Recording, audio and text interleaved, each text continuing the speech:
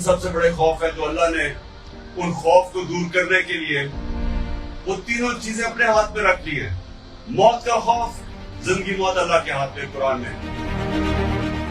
دوسرا عزت ذلت کہ جی مجھے ذلیل کر دیں گے. کوئی انسان کسی کو ذلیل نہیں کر سکتا، انسان کے اعمال اس کو ذلیل کرتے ہیں. اور تیسرا رزق، یہ بھی بہت بڑا ہوتا ہے. مجھے یہ ڈر لگے جی لوگ غلط کام کرتے ہیں، پولیس والے، ہر قسم کے ایجنسیز کے لوگ پتہ ہے کہ غلط کام کر رہے ہیں، پتہ ہے انسانیت کے خلاف ہے، پتہ ہے شریعت کے خلاف ہے، لیکن اپنی نوکری بچانے کے لیے ظلم کرتے ہیں لوگوں پہ. اس کی کوئی معافی نہیں ہے.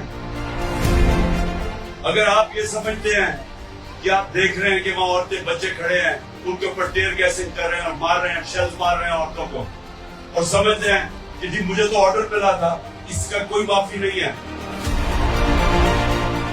اللہ نے حکم کیا آپ کو امر بالمعروف ونہی عن المنکر، واضح اچھائی کے ساتھ کھڑے ہو، برائی کے خلاف کھڑے ہو، حکم ہے اللہ کا.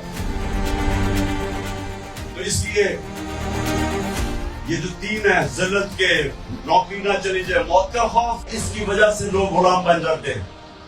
تو اس سے بھی اللہ نے ہمیں آزاد کر دیا.